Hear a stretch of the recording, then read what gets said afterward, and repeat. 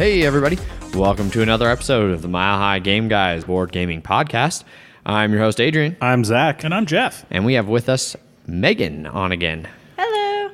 Consistent guest. Yeah. Yes. Favorite guest? Friend of the show. Friend of the show. Acquaintance of the show. I like to think I have more than acquaintance status. Yeah, definitely. Well, I mean, with one of us, yes, that's definitely true. I'm still more than acquaintance with both of you other guys. Don't even pretend. I can pretend as much as I want. Zach likes to pretend about a lot Just of things that aren't true. And I can lie to myself. I'm fine with that. Pretending, lying to yourself. Been there. Oh, geez. So this is episode 32. 3-2. That number's not really relevant to anything, but it's episode 32. It's just a factual statement at this point.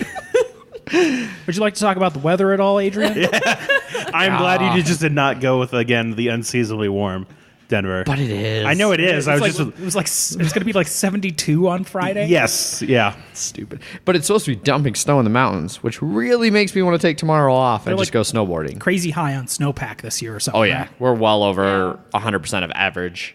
And California's like almost 200% of average right now. Wow. Like, they are getting Good for them. tons of snow. Lake Tahoe is just full of water right now. Oh, and Seattle got snow for the second time this year. And Is that rare for Seattle? For Seattle, Yes. they got snow when I was there, and it had been like years and years before they'd gotten snow before that. It's just rain usually. Yeah. That's fair. Rain's more depressing, so It's there's like, we'll keep it with the rain going. Coastal. Yeah. Too warm. Yeah. It's very coastal. Same with like Portland and parts of Oregon that they rarely get snow too. Yeah. No, we're not talking about weather this time. That's why I didn't introduce it with And the yet, weather. and yet weather And still yet we're got talked talking about weather. At least 3 minutes of weather. Yes. Wormed its way in. Yep. Super Bowl was last night. Sure was. Everybody was over. Yeah. And by everybody, I mean 10 people. 4 of my friends. Yeah. And Megan and her brother who lives with us, and her mom who's visiting, and me, which is everybody. Sorry, listeners, you are nobody apparently. Entire world. Your mom reminds me of shit. Well, thanks, Jeff. Thank you. Appreciate that. She is a nice lady. In a better comparison, every time I saw Adrian talking to her, I was always like, oh, he's talking to Megan, and she's got frizzled hair. God, what Seinfeld characters? Hopefully not Newman. No, Elaine? no. Okay. Jason Alexander's character. Yeah. I can't remember his name. George. George's mom. Oh. Okay, I can actually kind of see that. It reminded me a lot of George's mom from Seinfeld. I don't watch enough Seinfeld It's to know a this similar reference. voice. It's Ben Stiller's mom? No, the dad is. Yeah. I couldn't remember if they were... I don't if it was both of them or think not. so. Okay. Much less high-pitched and shrieky, but still very similar. But yeah, so I had a bunch of people over. It was originally supposed to be the big game day where we were going to play board games the whole day. And although we did play board games at various points throughout the day, I didn't get nearly as much board gaming in as I'd wanted to, which was womp womp, sad trombone. I don't know. I played 4 games that day. I mean, I played like 3 games of that. Duroc? Yeah. Idiot in Russian? Yeah. Don't like that game. I enjoyed it. It's a card game that I don't care for, which there's not a lot of those. War is one of them. War is absolutely one of them. We played to start Robinson Crusoe, Zach, Megan, and I before everybody got here, and we got handed. It beat us real bad. The Cannibal Island. Yes. Oh, gosh. We We got cannibalized hardcore. Yep. Then people started coming over. We played some Duroc. You guys played some Bananagrams over in the corner there, Megan. How'd Bananagrams go? Good. It's definitely a big difference playing 3 people of Bananagrams versus 8 people of Bananagrams. Yeah. Yes. Yeah, I'd probably say so. It's much easier to come back from having a pile of like 10 pieces you can't do anything with in 3-player Bananagrams. I could see that. Yeah. We played Catan on our fancy Catan set. Fancy Catan. Fancy metal cut. Yeah. I make cool stuff sometimes. Snake oil. Snake oil. Oh, yeah. It was Snake snake oil oil. at the end of the night. Yeah, that was the first time I played it. Yeah, what did you think, Zach? It's good. I enjoyed it. Like the Yeah. first, it took a little, like a couple turns to get into, because like the first couple turns, if you get, like, because you said you play it slightly differently. Yeah, so the Yeah. act... Go ahead, Megan. Yeah, so It wasn't until after I'd played it the first time because there's no actual like insert of rules. The rules are on the side of the inner part of the box. And so when I'd opened it, I didn't see them. And I was like, all right, no rules. So I think this is how it played according to the back of the box. So we just drew 2 random cards and then we would make that our item that we would have to sell. And I think you're actually supposed to have 6 cards that you then create an item out of. And the second time we played, we realized that was a rule. So we tried it and it just felt like everyone was sitting there like humming and hawing over items, and then it would take like several minutes for people to come up with items, and it wasn't nearly as funny as like people just trying to like convince people to buy the most ridiculous items anyway. So I always thought it was more a funny game to try to sell silly things than logical things. No, that makes sense. But yeah, the first time going into the game and you're just given 2 random words that are like I had one of the ones we had was it was a rapper. I had to sell to a rapper, and I had urge and snow, and I was like, "What the fuck am I supposed to do with this?" Yeah, so I came up with a designer drug, but that's about it. So that's definitely the problem with doing it the way we do the variant of just drawing the 2 cards and pitching those. Is occasionally you will get some that are just like, there's almost no good way to do this. But I think it's worth it because overall, and Megan, you had mentioned this at one point, and I thought it was a really good way of phrasing it. When you do the actual rules where you have a hand of 6 and you pick 2 from that, people were trying to make the best product from their hand and then pitch that. Whereas when you do the 2 randoms, people are like trying to do the best pitch for that product. So instead of finding the best product for the thing, you're trying to find the best pitch for the thing. And I think that little subtle difference makes it a little bit more engaging and fun overall. I think I would like to try it once with the other one just to see the difference. Yeah, that's fair. I felt like everyone was like, it seriously took forever to be like, all right, pick something, hurry up. And then you'd also be stuck with like 6 cards. You're like, none of these make good things anyway, so I'm just going to come up with a stupid idea anyway. Gotcha.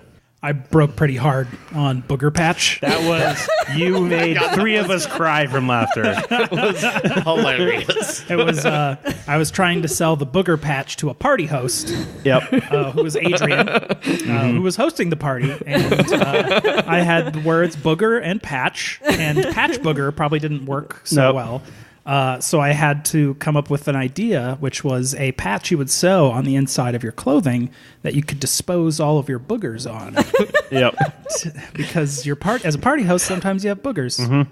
And you don't want your guests to see you with boogers. Yeah. Sometimes it's really hard to get those boogers off your finger. Boom, just right on the booger patch. We taught David Santorini. He hadn't played Santorini. Oh, yeah, we did play Santorini. We played 3 games? We played 2 games, I think. Just 2? Was it a 3-player? David won both. He won 2 of the games. Yeah, it was 3 players. We only played 2 games. Okay. So David won both games of Santorini. He seemed to like it. I wasn't sure how he'd feel about a abstract game like that. I think he'd like it. He did, so it worked out. Winning like always Santorini? helps. Oh, sorry. Winning does help. Winning helps. But has there been anyone that doesn't like Santorini that we've introduced it to yet? No, not yet. Okay. Yeah. But also, it's like the same thing for me for Patchwork. Every person I've introduced Patchwork to, they're like, oh, this is a great game. Yeah. I wouldn't say you don't dislike Santorini, but you prefer Druids. I do like Druids better. Where would you put Patchwork on that? Because we compared all 3 of them a couple episodes ago. I would say Patchwork is in the middle. I think I like Druids best, and then probably Patchwork, and then Santorini, Right on. I guess. So that was what we played for the Super Bowl game day. I also played another game. We played Through the Desert? Not Through the Desert. Forbidden Desert. Forbidden Desert. Oh, yeah. Yeah, I played a game of that. How'd that go? Actually better than I thought it would. I was playing with 3 people that had never played before, and we got to one hairy point. We had to utilize 2 jetpacks to get out of the sun, and that let us get quite far in the game. So we'd found 3 of the 4 parts, but then we got buried in sand, I think. But it went better than I thought it would. Yeah, everybody seemed to enjoy it from, like while they were playing. Like nobody seemed checked out or miserable. I heard a lot of laughter and jokes about jetpacking around and stuff. Yeah. At one point, your mom said something about like, oh, I'll come save you, Megan. Like, and you were like, oh, I don't need you to. And she's like, oh, but I'd come save you anyway. And Jeff goes, that's a very mom thing to say. Well, like it was really funny because she was like, oh, and I could doom blast you over there. Like, no, Mom, you're not next to that sand pile. You can. I think that was like half a dozen times she tried to do that. Like, nope, you still can't do it. You're not over there. Nope, you still cannot sandblast that. Yeah, so then that was everything that we played Sunday for the game day. Yep. We also had our Wednesday night game night this week. Anybody play anything particularly awesome there? So me and Jeff tried out the Seven Wonders Duel Pantheon expansion, Yeah. which introduced the gods, and it was interesting. Well, it was interesting because you destroyed me. It's true, I did. Turn 1. Well, okay, so I actually did the same thing to Adrian on the next time we played, and he ended up winning. That's because I got 47 points from the blue cards alone. Wow. But that was pretty much it. I had like It was pretty much it. 13 points otherwise, but yeah. That was a game where, so I think I talked about this on the show. Like, sometimes I struggle with getting too invested in a game, and I get real grumpy if it feels like it's not going my way. And I've been focusing on not being that way and just enjoying the games for what they are. The first part of that game, I was having to, I don't think I succeeded entirely. And it's funny how a lot of the times you get grumpy And then I still win. And then you win the game. And then I really feel like an asshole. Yeah. I feel real bad when that happens. In fact, some of our friends, like Paul, he now officially, like, he was playing, I don't remember what he was playing Wednesday, but I walked over, I was like, how's this going? He goes, I feel like I'm definitely pulling a U right now. Oh, He's like, yeah. I'm complaining a lot, and I'm very pissed off at the game, but I think I'm going to win. It's like, awesome. Glad that I have a thing named after me now.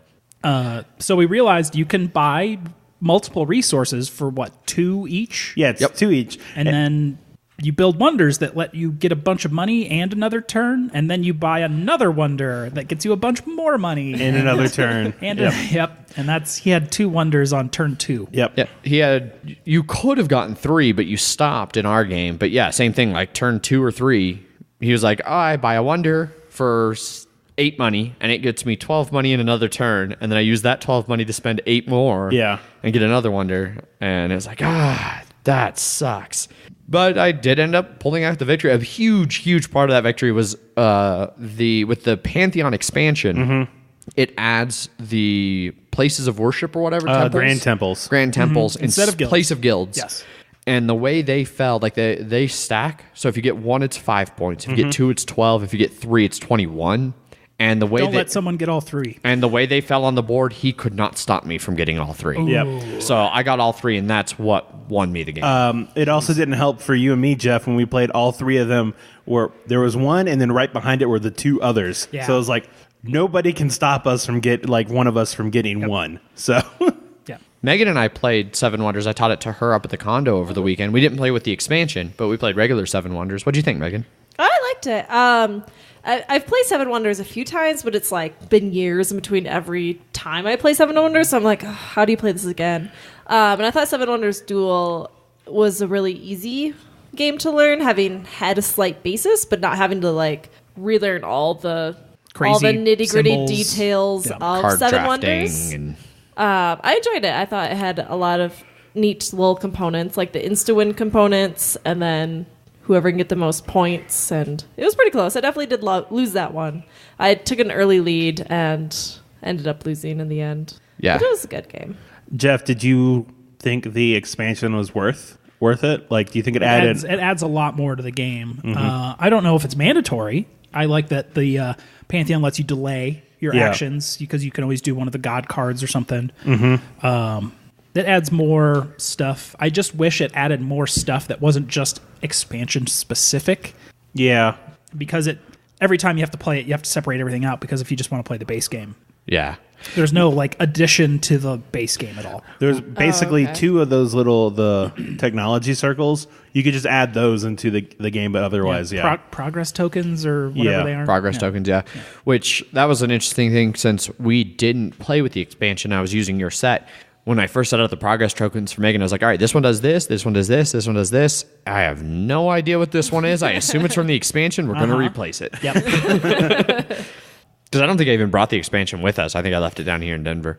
But I liked it. I definitely, you were saying, Jeff, that you don't know if the expansion is necessary. I think it is 100% not necessary. I enjoy base Seven Wonders Duel just as much as with the expansion. I don't think it's mandatory. Okay. I like everything it adds. They were There's all nothing cool bad things. about what it adds. Oh, but it's a game that I think I think I like the base game more because I like the guilds a lot. the guilds are really nice. Yeah. Yeah, I agree. I think that if they were better meshed to where you could leave some things in or take some things out. And the expansion was kind of almost the same price as the base game. Yeah, that was pretty It messy. was like $20 versus $25 for the base game. Yeah. oh, geez. Yeah. So, yeah, take that with a grain of salt. But I was at Black and Red, and you know, I was picking up Dark Overlord green and red box for Zach. Yeah, which we did not play last week. Somebody played Dark Overlord, though. We weren't in on it, but I saw somebody else playing. Bob might have finally gotten sick of me not playing it. He's like, so. screw it, we're doing it. We also played Biblios. Yes. Yeah, Which is a kind of medieval book collecting game. Yeah, so you're monks or members of, like, Monasteries. Your monk's trying to build a monastery. a library and a monastery. Yep. So you're collecting books, and different books are worth different values, and you can kind of manipulate the values. And pretty simple once it's explained to you. The rule book, I don't think, did a great job. Like Yeah. Megan was reading it to us, and we were looking at it, and we were still like, "What do we do?" And then Greg came over. He's like, "Oh yeah, you do this, and you do this, and you do this, and that's the game." We're like, "Oh, cool." It's like you have two things you do, Yep. and that's it. It doesn't help that I was like, we got through the first half, which I think I understood, and then I was just trying to go through it. The auction phase. Yeah. Yeah, I was Back trying to half. skim quick the auction phase, and that didn't work. Yeah. And then once it was explained, though, it is really easy. Biblios Yeah. is super cool. I liked it a lot. Yep. I'm thinking about picking it up when I have some extra Disposable money income. and can find it for cheap.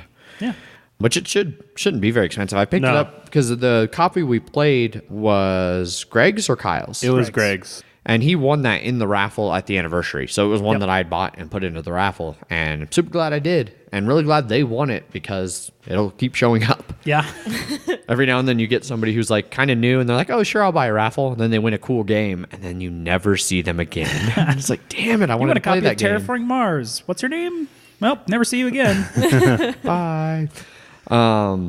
We played Energy Empire, Yep. which was fun. I won that one finally. I think you came off with a better opinion of it than you did last time. I was in a much better state of mind to play it also than I was the last time. So still want to get some more plays of it in, kind of explore some different ideas and strategies and see how it goes. But initial impressions are positive, I'd say, overall for me at this point. I don't remember what place I got. Third. Was it third? Okay. Pretty sure it was third. Yeah, I got It's still second, it was a pretty tight game. and Andrew overall, got I think. fourth. So, Yeah. Yeah, it was a pretty close game. I still need to play regular old Manhattan Project. Yes. I need to play that. It's been a long time since I played it, but I feel like I would like it more than Energy It's been Empire. forever since I've played it. Yeah. Since the dawn of time. Since my birth. Not even since the game was created, but since No, yeah, I haven't even played it before since I that. was born. That's true. It's also fact. I think that was it. I think that, pretty much They covers. played Werewolf. We didn't play Werewolf because I skipped out. We were playing Biblios. I also just didn't want to play Werewolf. And I think the werewolves got immediately murdered. Yeah, it they a lost. super Like short game. hardcore. Yeah, like there was a lot of people still alive, and they were like, "All right, villagers win." I played Lanterns for the first time. Oh, really? Yeah. That's a fantastic game. I liked it. It wasn't my favorite game I've ever played. It seemed pretty much Well, like your opinion is clearly wrong. I just seem love I've just like shit on Jeff's favorite game. I liked the dichotomy there. Megan's like, I played Lanterns. Jeff's like, fantastic game. It's like, it was a game. So no, It was a beautiful game. I'll give it that. It was a very pretty game. It just like kind of at the end, we're all like, yeah, like I feel like we all did the best we could, and it was just kind of turn orders how things ended up working. And I think maybe because we're all new and we weren't quite as adept at making the best strategies of like, oh, this is going to help you, so I don't do this, versus this is going to help me most, so I do this. Yeah, But it didn't blow me away the first time I played it, I guess. and I think I get most out of that game is pointing the colors at the correct people. Okay. Yeah. Yeah. Making sure those tiles are in the right advantageous positions Yeah. to know what other people's colors are and who to screw with. Like, oh, you have 3 blacks. Well, here's a 4th. Yeah. Yeah, I think it was just like still like the learning and like, like halfway through the game learned it, but at that point like Yeah, the game was that makes already sense. set in stone kind of. You should play it again. So My- I didn't hate it or anything, so I'd play it again. My only problem is those the cards that have like the little boards on them. The floats. Yeah, the or floats. whatever they're called. I swear every time I play it, I only get one. There's not enough of those in the game for as many fucking tokens there are for those things. Well, and it's the fact that platforms. You need, right? Yeah, platforms. And you need 2 of them, and I always get one. And I'm just like, well, so it's useless. Yep. Yeah, there's not enough platforms. I know there's an expansion to the game. I don't know if it adds more platforms. Right. But platforms is the thing that game has a major component that just doesn't ever really matter. Yeah. Oh. Because I feel like we all utilize platforms quite a bit. You just don't get enough of them to really matter in the game. Like during one whole game, I'll maybe get 2 or 3 that you can exchange 2 for 1, and then it's like, well, whatever. Okay. Yeah. I like it. I agree with Megan. Like it's a really pretty game. I like seeing it on the table, especially like later game when it's all spread out and the colors are all matching and it's awesome. I was blown away the first time I played it. I was like, holy shit, I love this game. I want to play it a lot more. And it's one I'm definitely glad I didn't run out and buy because although I do like it, I don't think I like it enough to want to actually own it. I'll be happy to play it when it hits the table at a game night or something, but I'm not ever going to go be like, hey, let's play Lanterns. I want to play Lanterns. The first time we played it was at the Shaun of the Dead epic beer pairing at Alamo. Oh, you an ant? Yeah. Oh, okay. Were you not there? I don't think so. Okay. I might have been. I think you went to that. I went to that. I did not. Yeah, I went to that. Yeah, we played it there. Yeah. All right. Any other games that anybody played they really want to chit-chat about? I think I've pretty much covered all the ones I got to play this week. Yeah, I didn't really play a lot. There's no Blood Bowl this week. No Bloody Minute. No Bloody Minute. Me and Frank are the ones holding up the next games because I had things and Frank had like his 1,000 children all had birthdays this week, so we were not able to play. Gotcha. Yeah, we're gonna try this week. Cool. Well then, let's get on to some Kickstarter and board game news discussions, shall we? We shall. This is Megan's favorite part of the podcast. She knows everything about all of these things. All right, course. just go ahead and glaze those eyeballs, and then we'll let you know. That's all I ever do is look at Kickstarter board game stuff. So for any of our listeners who also listen to Heavy Cardboard, I feel like it's a similar dynamic to what Edward and Amanda have over there, where Edward's the one who like does all the research on board games and buys all the board games, and Amanda's like, yeah, I just get to play all the cool games he puts in front of me. Like, I don't have to worry about what the cool game is coming out because he already has it figured out. So, and Megan and I seem to be relatively on the same page board gaming, so there's not a lot of games I get where she's like, I don't ever want to play this again. Yeah, not too much. First Kickstarter. Moving on, Jeff says. So this one relaunched Quodd Heroes. We mentioned it probably almost a month ago. Yeah, it was I'd say a couple ago. months ago, yeah. Cube-based movement reminded us a lot of Mechs vs. Minions in its sort of grid-based tile kind of stuff. Yep. They relaunched and destroyed their goal within 4.5 hours. They're currently at 129,000 on a 50K goal with 24 days to go. 1,500 backers. I remember in their first campaign, like 2 weeks in, they were at like 60% of their goal. So they relaunched, or they canceled it and sort of rejiggered some things. I don't remember all that the difference is, but this relaunch definitely seems to have helped them dramatically. It's a Canadian Kickstarter, $85 Canadian, $65-ish US. Gets you the base game, and they don't have a lot of fancy different editions. They have one for $500 that you can get pre-painted. There was only 5 of those, and those are gone. So you'll see all 5 of those on eBay pretty soon. probably. Those cubes are actually pretty big, right? Like, I think. Yeah, they're I'm sure dimensions of the cubes on here somewhere. I've been looking. I don't see dimensions anywhere. I mean, they show it like next to the box, and they look 30 millimeters. Jesus Christ, guys. Where did you see that, Zach? Jesus. 30 millimeters. Hero pledge level right there. 10 30 millimeter miniatures. Oh, yeah, right there. I see it now. So what's it in American? That's 3 centimeters, and that's all I got. So just over an inch. 1.181 inches. Okay. Yeah, so just over an inch. Rounding errors. 1.1811. You failed me again, Google.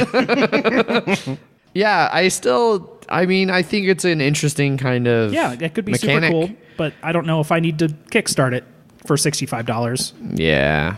I've already got some pretty hefty pre-orders weighing down my wallet. So I hope somebody that I know picks it up because I do want to try it, but I'm not going to back it. Yeah. I can tell you right now. I got too many other things board game related I want to spend my money on. And it involves programming? No, not really. It's more like action cards or something, right? Yeah. It's no Mechs versus Minions programming. No. Well, I mean, sort of, but not really. Sort of, not really. Well, it's because you can program what the different faces do when you activate it. It's not like it runs through the entire thing. But everything about the design of that game looks super cool. It does. The theme, colors, it's really cool. They put a lot of work into making that game. The production values and stuff do look good. Like they got acrylic crystal miniatures, which I don't know how the crystals factor into the game itself, but they're like solid sized crystals that are different colors and cut real cool. And they got a whole shit ton of boards, 6 11.5 by 11.5 double sided game boards. I mean, that's like more than Zombicide. Well, nah, Zombicide usually comes with more than 6, but that's a lot. It's also like $100. So. Yeah. Way too expensive now. They have a few Kickstarter exclusives, which is it's negative for me. But it's one character, and it is 4 cards. Looks like. Yeah. So. Nothing too dramatic. Yeah. Something that'll come in an expansion later. Probably. Or a promo or something. Yep. So that's Quodd Heroes. Quodd, because it is spelled weird. It's spelled Canadian. Yes, that is the Canadian spelling. Yes. So, what's next? SuperHot, the card game. Yes. I'm a big fan of SuperHot on the PC. They just came out with a VR version that I've not been able to try yet. The hook of the PC game is nothing moves until you move. So time freezes, and now that original game, which is Kickstarter, they are now doing a SuperHot the card game. They are well over goal, 50K on an 8K goal, and 15 days to go. Yep. It looks pretty interesting. It's a card-based game. Technically, the entire thing can fit in like a deck of cards sort of thing, box, and you can play it solo, and you can play it, I think, up to 4 people, up to 3 people. Sorry, and that can be cooperative or. You're all competing, or it's like one person versus 2 and stuff like that. It's a pretty cheap pledge, $15. $31 gets you the game and a game mat. Mm-hmm. But who knows how big that game actually goes. Yeah. One thing that I do find interesting is that when you play your cards that you get, whenever you successfully play those cards, they're gone from your deck and they actually go back and they go into the obstacle discard deck. And so you're shuffling the hands because the cards that you get from the obstacle deck go into your player deck. And then when you play those cards, they go back into the obstacle deck. Yeah, and so each round you have like a challenge to kill like X amount of enemies. And so the game keeps looping on itself until you either die or meet your goal. Yeah. And then there's like progressive goal cards where you can play out over a few rounds and see if you can beat it. I've heard it's tough. The couple podcasts I've listened to that have like demo copies, it's tough. Yep. So now, is there really multiplayer? Like it seems like everything I've heard, like most people sound like they're playing just solo games. I mean, I can understand that, but there is a mode for co-op, and then like one person's controlling like the obstacle deck or something like that. Yeah. There's 4 different modes, 3 players, or 4 different modes up to 3 players. Yeah. Okay. Super funded, so if that sounds interesting to you, check it out. Just super funded, super small, super hot. Super hot. Way to go, Zach. Everyone go do themselves a favor and just search SuperHot repeat on Google and pull up the first video. Because that's not going to pull up anything bad. No, it's fine. Everything's fine. And then super annoying it's video. It's just them saying super hot for like a minute and a half. Super hot. Super hot. Super hot. Super hot. Super. Okay, There so next. You had to hit X to continue. Come on. Tortuga. 1667. Tortuga 1667. That's a game it launched about a week or 2 ago. It's a clever little pirate game. Zach, you were looking more into this. Yeah, so it is. You have like different factions that you're working with, and it's all hidden identity. So there's bluffing in terms of because you're all fighting over treasure, and there's a couple different types of factions, and you can, lie, because good game, you can always lie. It's only the best games. only the best games, yes. Not a lot. I mean, to be fair, there's not a lot of games like that you can lie a lot in. I mean, yeah, I can understand that. On purpose, at least. On purpose, yeah. I mean, it plays 4 to 9 players. Oh yeah. Oh wow. Yeah. So yeah, you are 9 different like pirates, famous pirates, and it's, let's see, the different loyalties. Like you got the French, Dutch, and British, and like all the cards are face down, and so you're like, oh, we're the British, we can do this and this, and then someone's like, no, I'm actually French, and then stab them in the back, sort of stuff. But the main thing that seems interesting for me is just the art design on it and like the actual components. So the game itself comes in a box that looks like a book. Yeah. Which is always looks interesting. And it has a rubber playmat, which is nice because it folds up right into the book. And I don't know, just the art design on it looks pretty nice. Yeah, we were talking a little bit during the pre-show. So Biblios that we mentioned for we played recently, its box looks like a book. Tortuga's looks like a book, and so I want like a misdirection shelf on my normal bookshelf that instead of books are actually all board games. That'd be the main reason I'd want to pick up Tortuga. Just because it looks like a book. Because it would look good on my shelf. Like worst reason to pick up a game, I think. Yeah. Well, it's only $23, so not a bad price on that. But it's like, what, 219K on a 10K goal? So Oh, yeah. Super funded. Which this is one of those where it's so overfunded, I start to have concerns about how well they're going to be able to meet their production goals. Well, Yeah. the nice thing about their campaign is there's one version of the game. Yes. Yeah. The only different pledges are just how many of those you want to. Yeah, and there was like a $100 one where you could turn yourself into a character or something like that. Yeah, but that got sold out really And quick. there was only like 10 of those. Yeah. Okay, July is their date right now. That's not bad. Yeah. Yeah, I mean, if they really have everything lined up, and maybe because it is just one simple version of the game, it's just a matter of calling the factory and being like, all right, print up, 4,200 copies. well, currently there's 6,607 backers. Rips. So, Who knows how many copies that those people have bought? yeah. So, maybe it'll still be fine. I mean, obviously, there's a finite amount they can print in a given time frame. So they might still have trouble hitting July if they have way too many backers. I don't know. Yeah. I don't think this is a game you'll get burned on, but it might be late, which isn't uncommon with Kickstarter board games, turns out. I always plan at least 3 months. Yeah. I just never expect them to ever come until they do. Yeah. I mean, it's So nice it's a because super awesome surprise when they come. yeah, because you pay for it and then a year later you're like, oh shit, I forgot this was coming. Sweet. Unless it's Dogs of War. Yeah. Did you ever get any resolution on that? No, Ah, of course not. $84. Flush. screw you, cool mini. Anyway, I've actually been really fortunate. Like the last few that I've backed, I've either gotten the full reward ahead of schedule or at least partial stuff. So like Druids came earlier. Like, I mean, he said it'd be before Christmas, and it certainly was. So that applies. Then I'm supposed to get Mintworks here in the next couple of weeks. I got my shipping notification, and so it should be here within a couple of weeks. It was scheduled for delivery in like May, so I'm getting that way early. And then Lisboa, the main game, I think was scheduled for June, but I already got Vinos and Gallerist Kickstarter versions through that Kickstarter, which, let me get a game pretty early on, then that'll mollify me. Gallerist was pretty fun. Yeah. So anyway, that was Tortuga 1667 we were just talking about before tangents. Was 2 Rooms and a Boom, is that Kickstarter? Or is that just expansion? No, There was a Kickstarter for it. That was the was first one. game that I ever kickstarted. But the expansion is... Is out. Yeah, it's being kickstarted right now. Gotcha. Necroboomicon. Yeah.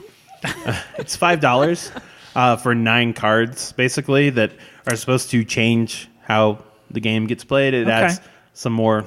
The only thing I Different know cards. about 2 Rooms and a Boom is we took their spot at Gen Con as we painted our Pandepic board as they looked on us scowling. Yes. Before one of them finally came over and was like, you're in our spot.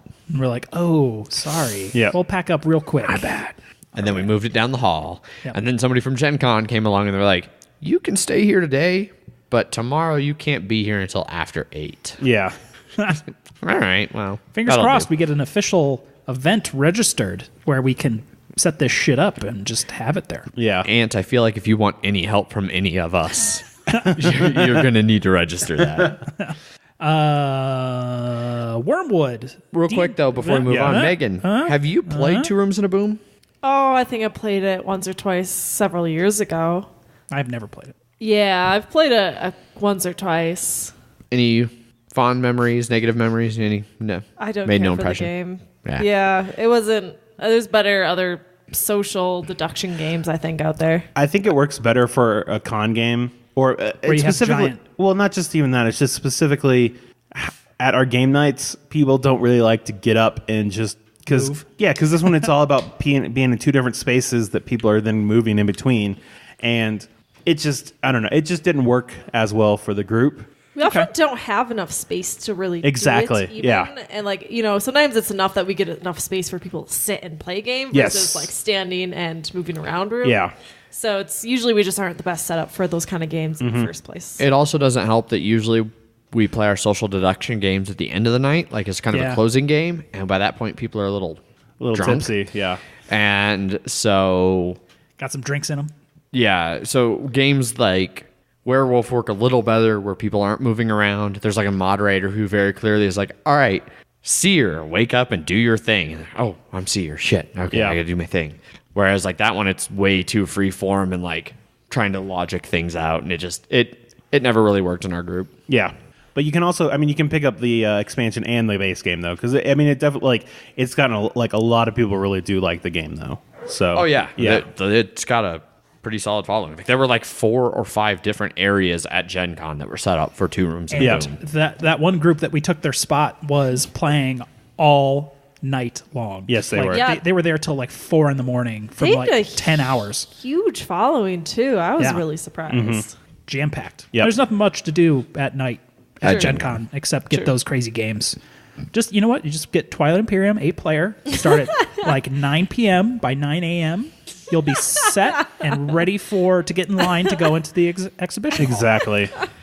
Cool. So that's the plan for Gen Con 50. Just giant 8-person game of Twilight Imperium all night long Friday night. I would probably kill someone. I would certainly kill someone. Or I'd just fall asleep. I'd Fall asleep. probably have a nap on the side, wake up to find. No, you like, could nothing absolutely happened. nap between turns. Like, no problem. Just shake me when I need to do something. shake me violently how much you actually hate me right now. David took naps during our play of Yes, he did. Networks at Gen Con last year. I've got a picture of that, and it's great.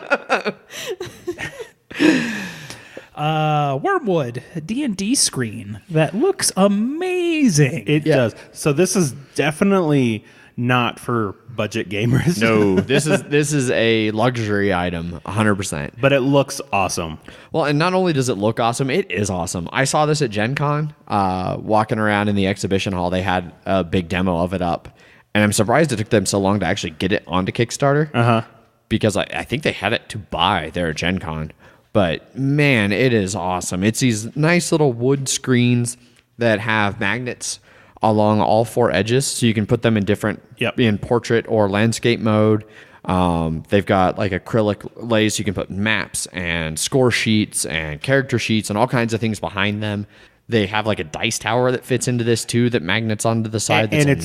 And it's double-sided too. So you can be like, oh, I'm rolling dice for me, or you flip a switch and now you're rolling dice for them. Yeah, so it either throws it out in front of the players or out behind your screen. Like, it is. And I think the middle screen like swivels. You can get one that swivels. You can pass things through the DM screen. Well, or so you can have the map and you can do some notes on the map and then flip it around for your characters for them to see. There's an initiative tracker that you can have on top that has pieces of paper, so it's easy to see exactly who's going first. It's fucking awesome. Yeah, they're chests of, they call it chests of holding, but we're talking like What's the price on that one again? $100 is the minimum. and that's like for dear. probably $300 or something like that for a decent fancy. amount of these. Yeah. Yeah, so they say, so the pledge, $100 or more, September delivery, pledge for the total cost of the system you want, including shipping. For instance, 2 classic panels in red oak are $50 each. 1 rotational panel in black walnut is $105 each. Wow. So wow. like this is something like a 3-panel the minimum, if you want a 3-panel DM screen, it's going to be $150. Yes. But To be fair, that's some nice wood. it Yeah. looks so awesome. And like you said, it's magnetic, and the acrylic sheets are holding like it just and it's dry. The acrylic is dry erase friendly too. Yeah. So it's if you want to spend the money, I don't think this will let you down. If I had a regular group that played and everything, I would. This would be something hardcore. like. I mean, this is something like you would get like if you have a DM who's been DMing your group for like a year and kicking ass. You and all the other players all chip in and order him this awesome fucking DM set. I would say decade plus on that one. Yeah. But Some D&D groups have that. Like some groups have long time GMs, man. Yeah. Reward them. No, I wish that I actually had a use for this and that I had the money for it, both. Neither one of which is true, so I won't be backing it, but man, it looks good. Oh, that's pretty cool. For $5,000, you can take the Wyrmwood adventure. You basically go to New England and make it yourself, and like you just hang around with them. you illegally go cut down a redwood tree, get the wood, drive it to New England, Yep. and make There your is own. only one of those available. It's still there. One of one left. So if you want to be that guy and you got $5,000 laying around. I'd rather buy one of those fancy tables for $5,000, though. Really? Yeah, I would definitely buy a board gaming table for $5,000 before I'd buy this. Yeah, those tables are awesome. But yeah, so that is the Wyrmwood Magnetic Game Master screen. It's real cool. It's real nice. Oh man, that Bolivian rosewood wood looks really nice, but it's so expensive. That one per panel, the classic panels are $100 each.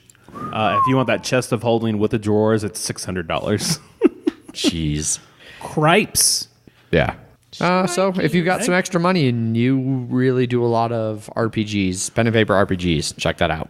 And I think that's it for Kickstarter. Nope. That was Wyrmwood Magnetic Game Master screen. If you wanted to look that up. Not done with Kickstarters? Yeah, so you may remember, regular listeners, that a couple months ago I backed Feudum and we were talking about Feudum. So we're done with Kickstarters. Now we're talking about late pledges. Now it's Yes. still okay, fine. Yes. Yes. So there's a break.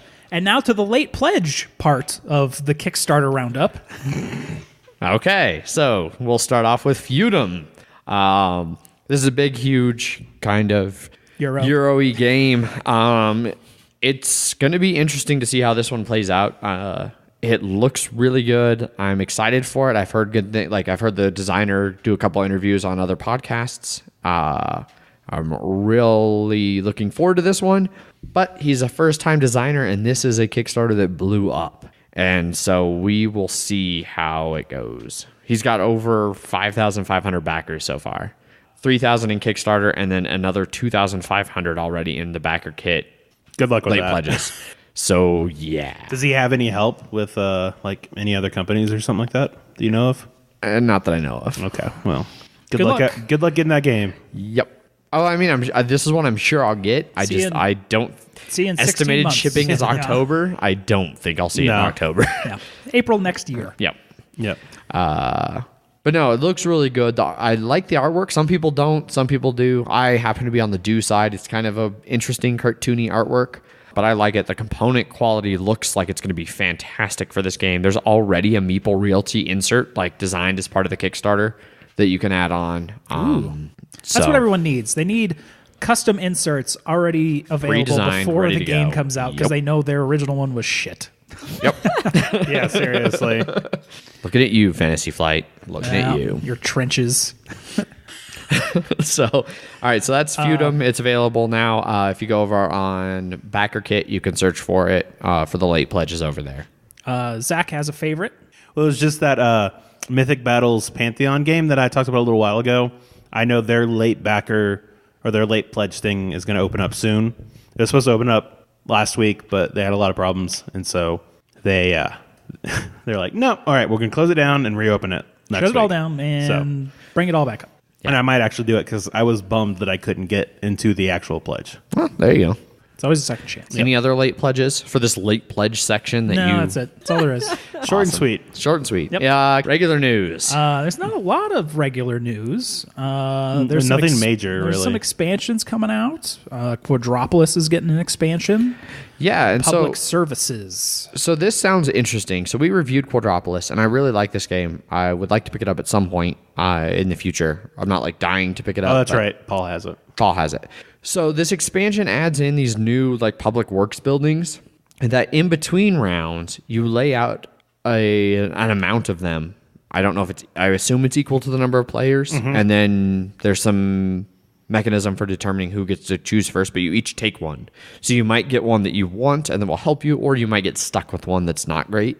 But there are more buildings that fill up your board more, and from what Paul and Quinn's were saying over at Shut Up and Sit Down, they think it kind of adds that feel of like the way cities sometimes come together in an irregular manner and don't always make sense. Gotcha. So Mystic Vale is getting a second expansion. yes. So And I almost picked up Mystic Vale. I saw it used for $22. You should have. But I was already spending like $60, and I was like,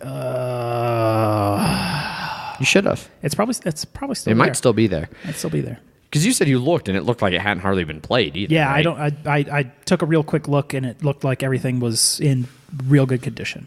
No Yeah. worse than yours. Yeah. So I got the first expansion. Have you played it yet? No, I have not. I've tried to play it last night, but nobody wanted to play Mystic Vale during the Super Bowl.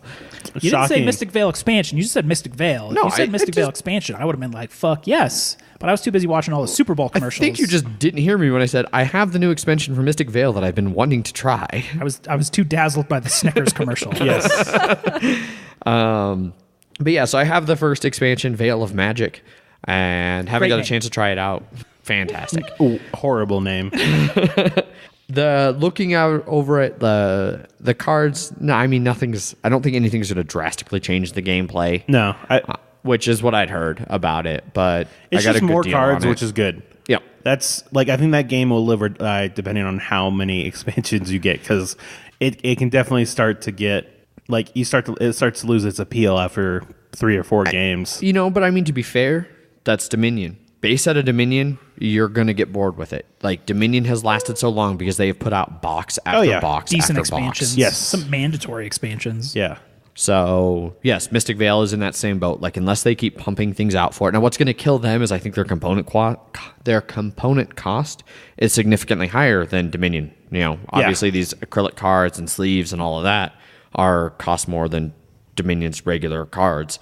So, expansions are going to cost more, which people might be less incentivized to buy them, which might hurt their continued whatever.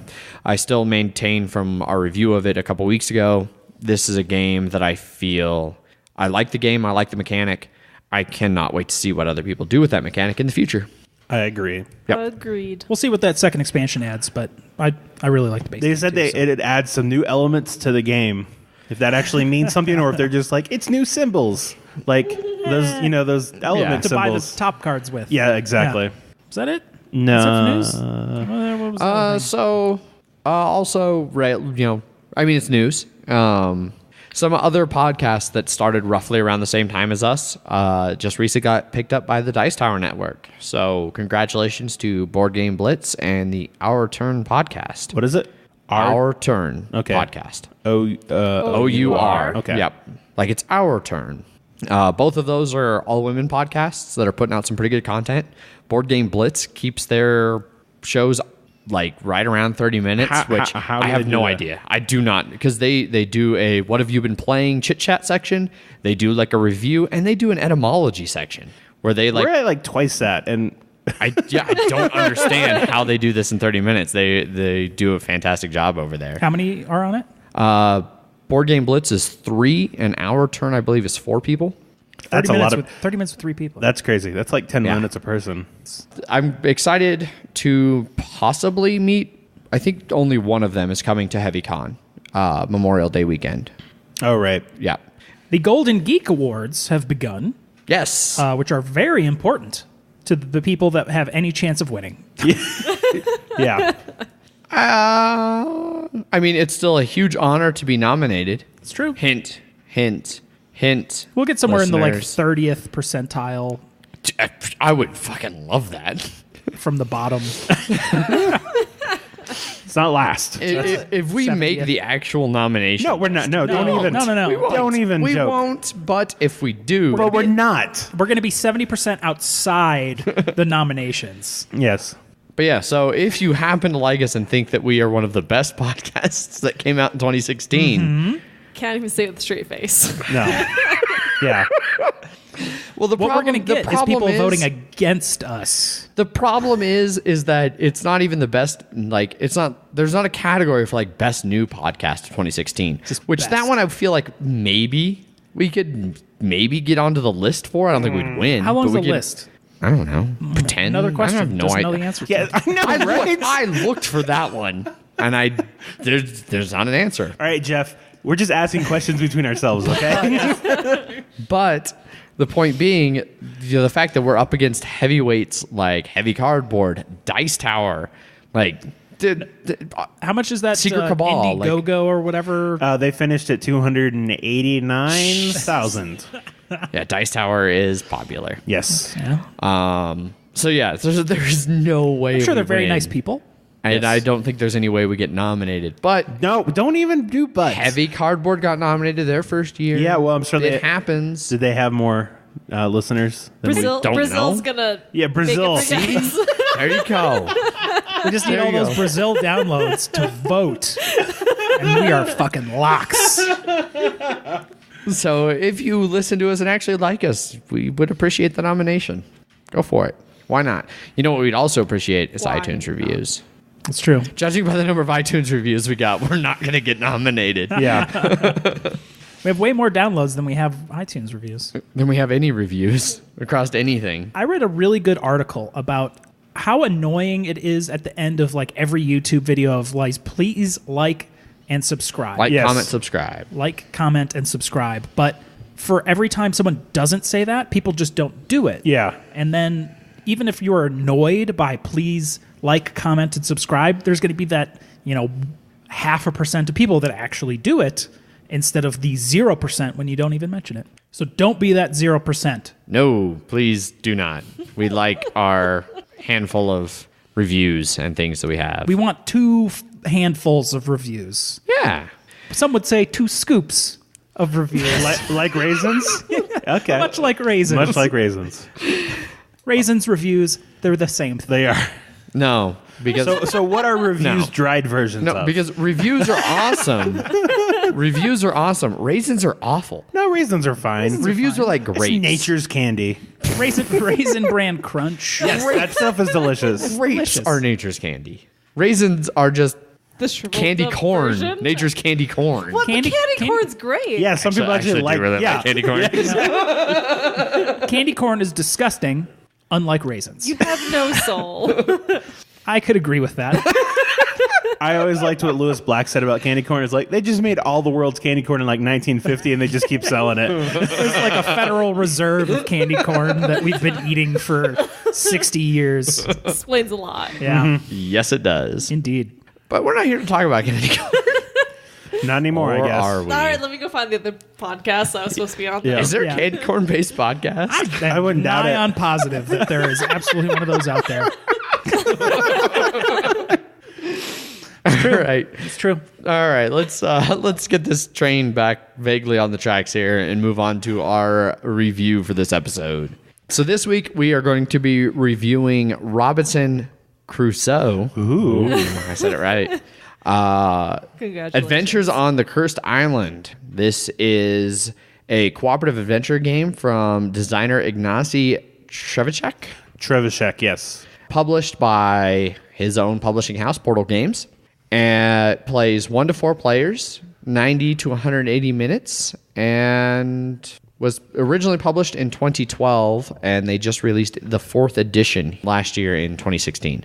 So, Zach, you got a rules overview for us? Yes, I do. So this co-op adventure game has you and up to 3 other players trying to survive on an island. With 6 different scenarios, you and the other players will fight the harsh environment as you struggle to survive. During the day, you can try and build shelter, tools, or weapons, gather needed resources or food, or go explore new locations. Now, you can spend your whole day doing these things to try and do it safely, but that, time's not on your side. So if you try to split your activities to try and get more done, you'll have to roll dice, which can lead to wounds, dealing with adventure cards, and even failure. Make sure you have enough food, because at night you will have to feed all survivors. And if you can't, you will have to starve, resulting in more damage. Throughout each round, you will also have to deal with traumatic events and pass adventure cards from the adventure deck. If you reach the end of the final round, or one of the survivors die, you have lost. But if you're able to complete your objective before time runs out, you win.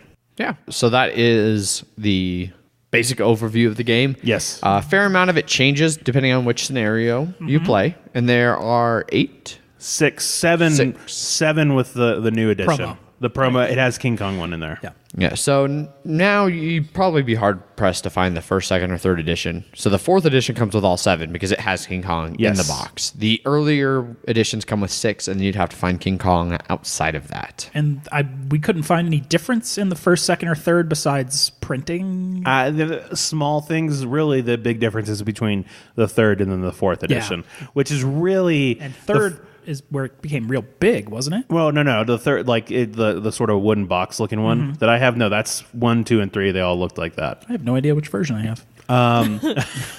Special version. There's also the European edition actually looks more like this fourth edition. Oh, okay. And so really they were just like, well, we're going to... The size of the box, the shape of the box is the same. The artwork definitely changed for the fourth edition. Oh, it did? Yeah. Okay. Yep. I was looking over all the different versions they had, and the fourth edition has distinctly unique artwork. It's great art. I do like it. This game is brutal. Yeah. Yeah, that's why I kept trying to to reinforce that. It's just, you struggle to survive. Harsh, dramatic. It is probably one of the most brutal co-op games you can play. Like if you think Pandemic can get tight, Oh, no. think about getting eaten by a bear. Yeah.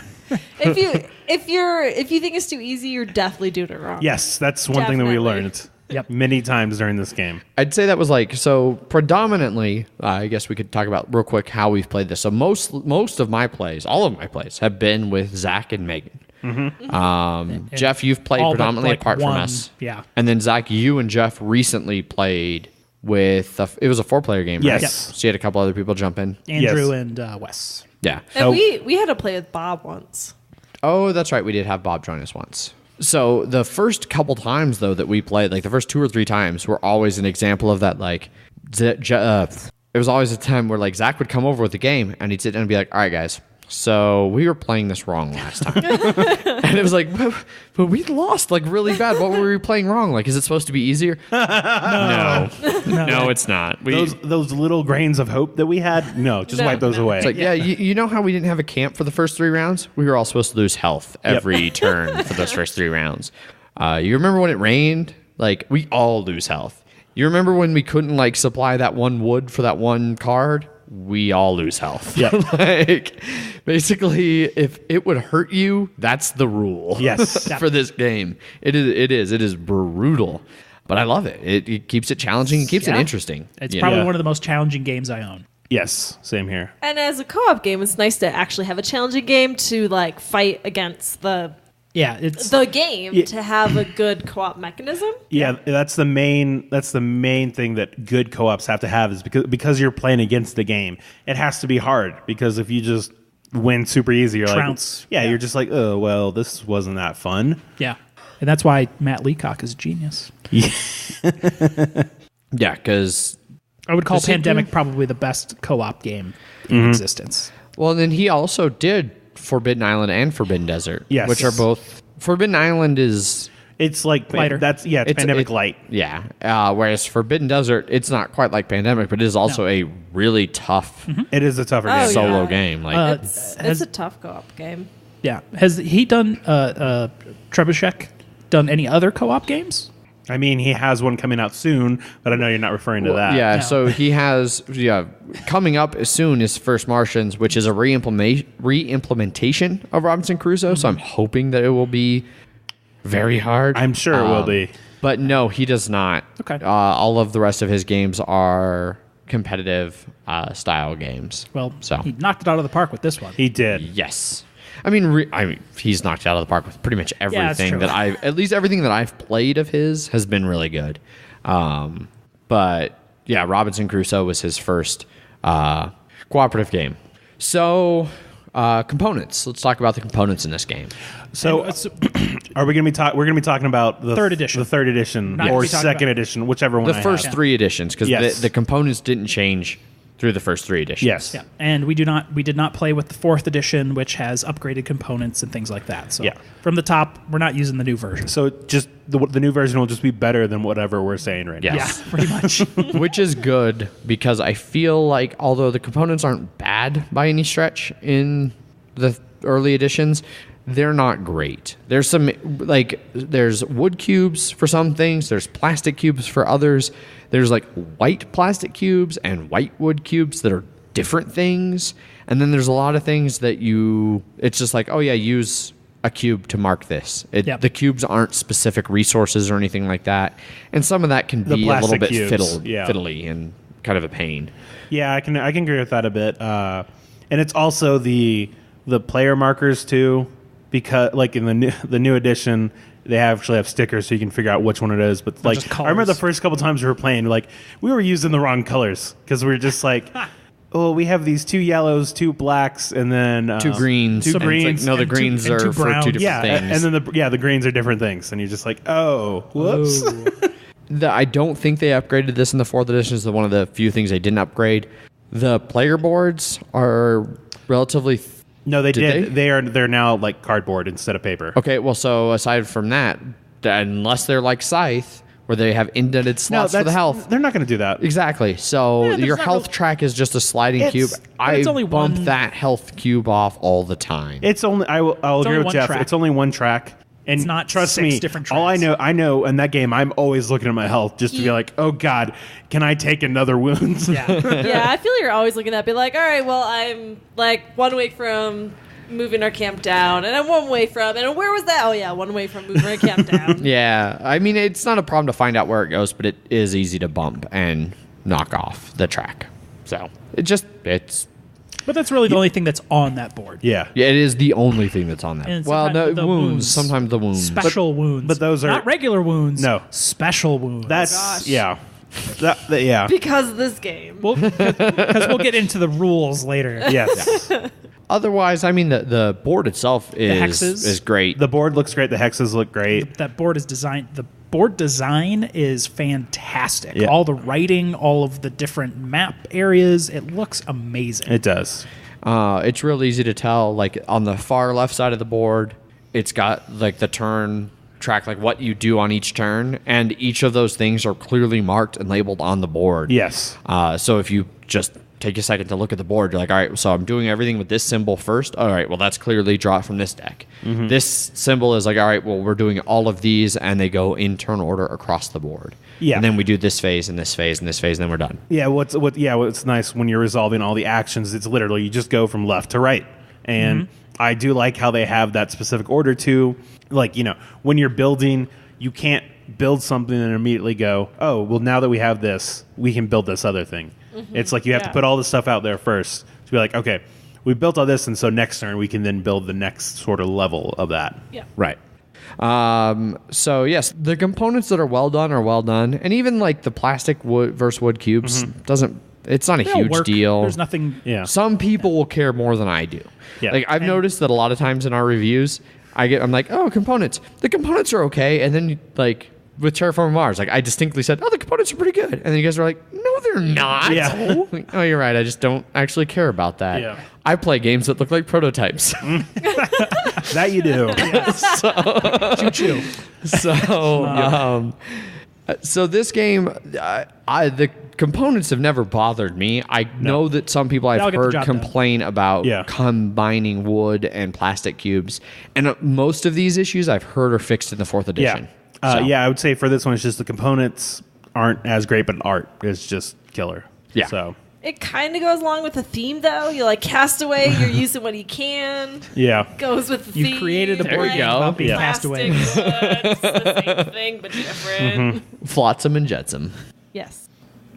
All right. I've well, never heard flotsam. That's the have you thing. heard Jetsam? Floatsam. I've heard both of these words. Yeah. I guess maybe because I'm a sailor, I'm more familiar with flotsam and jetsam. I just float some. They're junk that Yeah. washes up. Yeah. Water junk. So, on to rules and rule explanations. This is where I really wish we'd had a chance to get a hold of the 4th edition because I've heard they've made massive improvements. There's PDFs out Yeah, there's a PDF. I looked a bit out of it, and it looked a lot more thorough and giving better examples. Because that was one of the main problems with these rules was that we're like, oh, well, what happens in this instance? And they're just like, whatever. Good luck. Good luck. Figure it out. Yeah. Whatever hurts you most. Yeah. That's the best rule of thumb for the early editions. Like, if you're not sure how it goes, what hurts you most? But supposedly they really did do a good job of cleaning up the 4th edition rules. Yeah, that's what I've heard. But the, 1st through 3rd, holy shit. Yeah, they're rough. Good luck. The best way to learn this game is to know someone that has already gone through the trials and tribulations of learning that rule book. Yeah. And then it's still frequent references the rule book to the rule book and finding out what is like, oh, wait, we were actually still playing this wrong this whole time. Well, the main thing that we realized is that if you ever can't do anything, you take damage instead. If you ever can't give anything or you have to lose something and you don't have anything to lose, it's you're all taking damage. Well, although The only one was the morale track. That once if morale goes all the way down or all the way up, doesn't matter. Yes. That's the only thing where we actually went, yay, nothing happens. We bottomed out on the morale track on Sunday in the morning, and we were like, what happens if we can't move it down anymore? We all have to take a damage, right? So we all took a damage, and Zach's like, no, it says right here. It just stays maxed out. Nothing happens. And we're all like, Yay! hooray! That's 3 I think we were at 4, 3, and 3 health. So that game was almost over. Yeah, that game was almost over for A long basically time. everything other than the first turn. yeah. But yeah, so the rule book's rough. Teaching the game, I feel like if you know the game, it's not that hard to teach them. No. It's pretty easy to explain the basic actions of exploring, building, and gathering resources. And each one has the set of dice and the set of cards that are unique to that. And the hardest part about that is the distance that you need to put guys down to be able to roll dice or not roll dice. Yeah. Yes. It does have nice. It's more into gameplay, so I'll save that. But yeah, I don't think explaining it's that hard. No, and so because we said each of the scenarios are different, most of the rules for each scenario are on the card. Yes. Yeah, there's some referencing that you have to do. There's some referencing, scenario. especially because there are some tokens that just have Universal. symbols. Yeah, universal symbols that are like in this scenario, this means that. And half of those event cards that I was talking about, they have a book on them.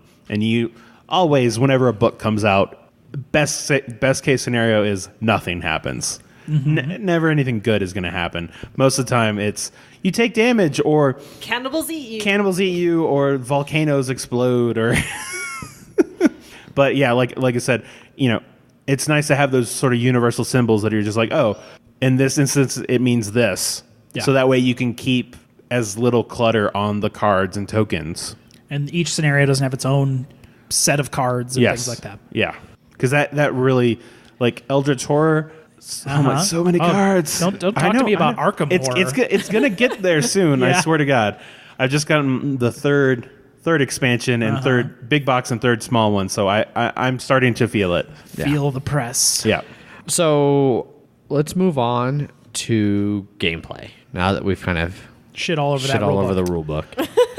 Which we didn't really, but no, the rule book sucks. We could have a lot more. So yeah. Don't be new to board games and try and learn this game. Oh, God, yeah. Yes. This is not a beginner board game. Not by a long shot. No, it's not. There is a lot to kind of keep track of. So your first place could be kind of rough because you've got to build a shelter. You've got to build up like a roof and walls and weapons and things like that it can get a little overwhelming, I think, as first-time players. Like, I need to do all of these things, and I don't know what to focus on. It's really good that the first scenario is just survive 10 rounds. That's all you got to do. Don't die and put a bunch of wood on the board. Yes, because if you try to introduce them with Volcano Island or Cannibal Island, people will just go, We died so cool. What is going on to this game? Cursed Island. Yeah. And then there's the Where's Crusoe Jenny? family. Yeah, Where's Castaway. Jenny? Yeah, and where's Jenny too? Yeah. One of my favorite things in this game are the adventure cards, and I know there have been times when because if you are going to do an action, if you put 2 pawns or 2 tokens on there, you can do it safely. But a lot of times I'm like, I want to see what those cards are, even though I know they're going to fuck me over. There's a lot of sleeping involved, resting. Yeah. People getting mad at you for resting too much.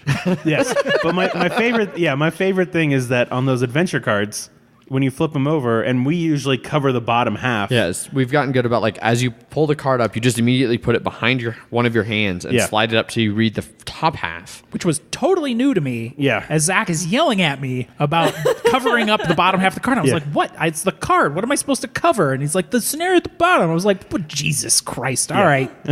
So you won't know what's coming. I guess Thematic the play. rule says, the rules is you kind of know what it is. Well, I don't give a shit. Because games like this, and we do the same thing sometimes makes for, what's the other game we do this for? Well, I'll just say for Eldritch Horror, I don't tell people when they're rolling, what happens if you fail, or if Arabian Nights, that one doesn't. Well, and the one I'm thinking of is Dead of Winter.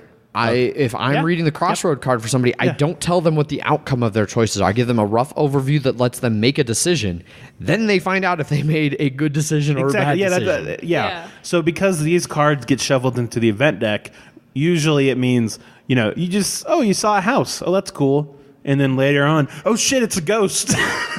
You saw eyes or something. Yeah. And so I like the idea of you're not expecting it. You just see that card and you're like, oh shit, it's coming to roost, whatever it is. Yeah. I think And they're never good. They're never good. At best, I saw they're one. not bad. I saw one that was like, you're working with tools and they sort of broke or whatever because they're pretty shitty and you take a damage and you're like, oh, and you shovel it back in. And then whenever it comes out, it's like, you know what? They actually weren't too bad. Here's 2 determination. And I was like, oh, shit. I actually got something good. Once upon a time, never again. The one card in the deck of 100. Exactly. the Panther has been stalking you for miles. Although, man, this last game we played, are we on the gameplay yet? Yeah. Yes. Yeah, so we were fighting the cannibals, so we were all jacked up on fighting things. And we're like, let's fight things. It was alligator. And we're like, all right, a couple food, no hide, stupid alligator. We're like, all right, fight things again. Birds. Yep. Birds of all things. We just needed one Lord. fur to build our shelter so we would stop taking damage. Every single turn.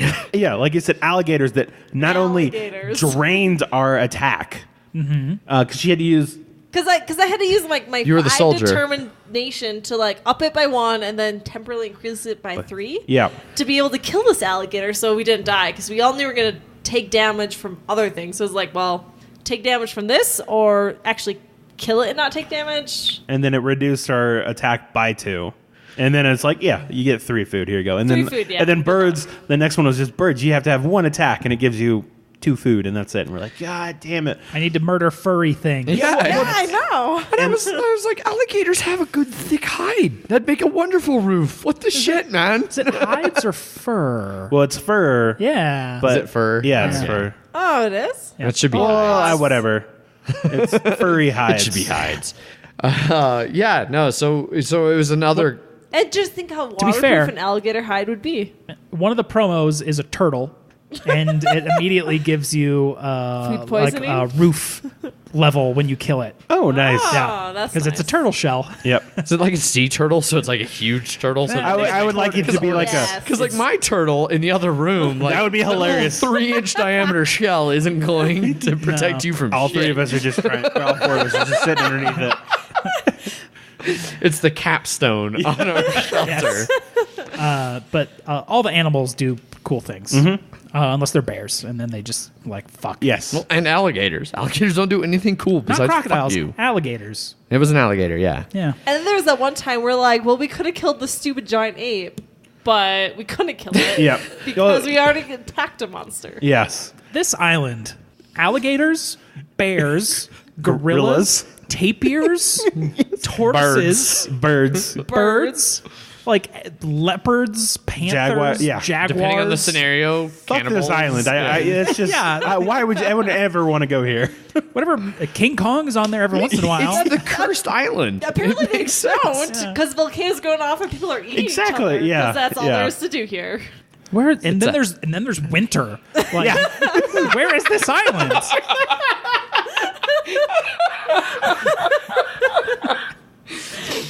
I remember we started this last episode, the Cannibal Island one, and we're like, is there weather? There's no weather?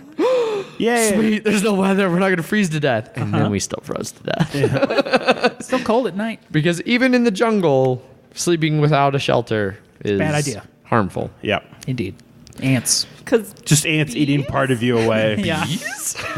Bees? All right, so we've talked about components. We've talked about rules. We've talked about gameplay. There's build actions. There's gathering actions. There's exploration actions. There's all kinds of All stuff. kinds of actions. there's fighting actions. Yep. There's Yeah. And like I said, you do not have enough time to do any of these things safely. We got real lucky on our build actions. Yes. We built like fucking everything every turn and succeeded them every time. And I think that's where we messed up in our most recent play is all too often we were double stacking. So like, oh, we instant win. But the problem is, yeah, you instant win, but you're not getting enough done. Exactly. You've got to Yeah. take the Yeah. risk of failing Yep. to get more things done on your and turns. that's one thing I do really like about this game is that you have to take those risks. Especially later. Yeah. Like in those later episodes scenarios. The later scenarios where you just have to get so much done. We pretty well crushed the basic scenario. Yeah. We were almost all at full health still at the very end. oh gosh. Nice. And we won it on turn 10 of 12. Oh, man.